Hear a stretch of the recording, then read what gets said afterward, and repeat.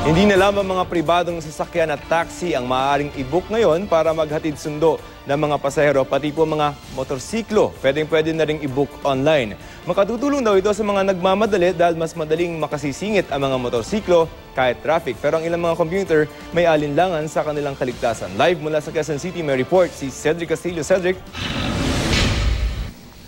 Yes, Joseph, sa halaga raw na 200 pesos kada araw na puhunan sa gasolina yan ay posible raw na magkaroon ng additional income ang mga may motorsiklo sa pamamagitan daw yan ng ride sharing. Nang mapasaksak sa kalsadang bumper to bumper ang traffic, maning-mani na nakapag-maniobra at nakahanap ng mas maluwag na lagusan ang grupo ng biker na si Jet. Ilan lamang daw ito sa mga lamang ng motorsiklo sa four wheels. Up to mga 60% talagang travel time ang nasa-save.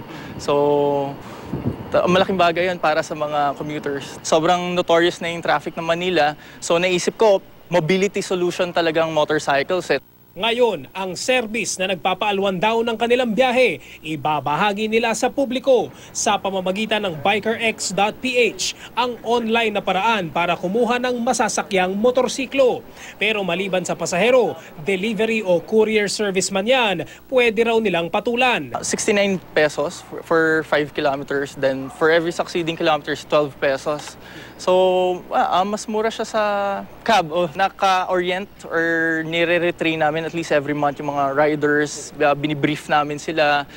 As much as possible, ay tinatapos namin ngayon yung manual or handbook para talagang malaman nila yung guidelines sa road.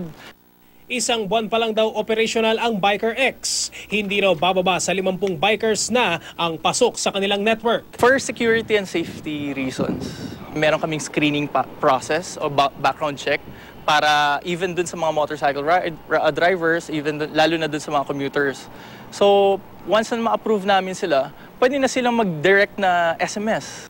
Sa ganitong uri ng transport service, heto ang pananaw ng ilang commuters. Kung cheap yung maging transpo niyan, mas okay siya. Parang nakakatakot naman yun, lalo na kasi ngayon ang daming disgrasya dahil sa motor. Sa road natin dito sa Manila mukhang hindi feasible. Mas delikado kumpara sa four-wheel drive. Same din sa taxi. Depende naman eh. Minsan kahit sabihin mong ganun din, minsan kakaroon din ng disgrasya. Sa driver din. Sa datos na nakalap ng GMA News Research para sa taong 2013, isa sa bawat 10 road accident sa Metro Manila, sangkot ang motorsiklo. Sa kaparehong taon din, naitalang isa sa bawat 3 aksidente na sangkot ang motorsiklo.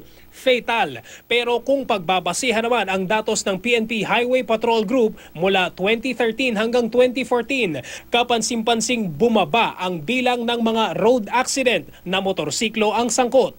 Sinusubukan pa ng GMA News na kunin ang panig ng LTFRB. Ang mga bumubuo sa BikerX, umaasa raw na ang pamahalaan mismo tutulong na matangkilik ang kanilang serbisyo. We are confident enough that we can handle the job, that we can handle the task that is given to us. Yung driver, hindi niya naman nilalagay sa alanganin yung sarili niya, saka yung angkas niya, syempre, naghahanap buhay tayo eh.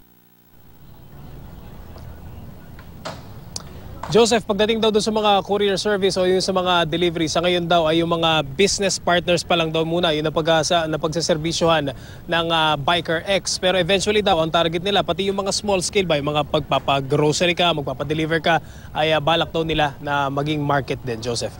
Cedric, wait lang. Tao ba yung pwedeng i-ferry or yung mga pag inuutos mo lang ng mga bagay na halimbawa papadeliver ka or ano? Pero pwedeng ano rin, parang yung mga taxi online na pwede kang sumakay, magpahatid kung saan?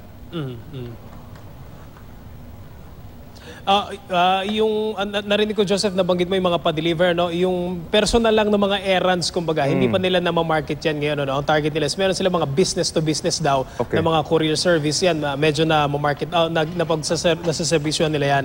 Ang sistema nila ngayon, pagdating naman doon sa mga pasahero, maglagon ka doon sa bikerx.ph. And then meron silang parang screening na sinasagawa doon. Of course, maliban sa security ng passengers, ay kailangan din nila masiguro na hindi, kumbaga, hindi masasamang elemento yung isasakay ng kanilang mga drivers, mga riders nila, Joseph. So pa yung safety, di ba, required yung helmet. So pag halimbawang kinontract mo sila, may kasama na ba yun na helmet para suotin mo? Tama yun, Joseph.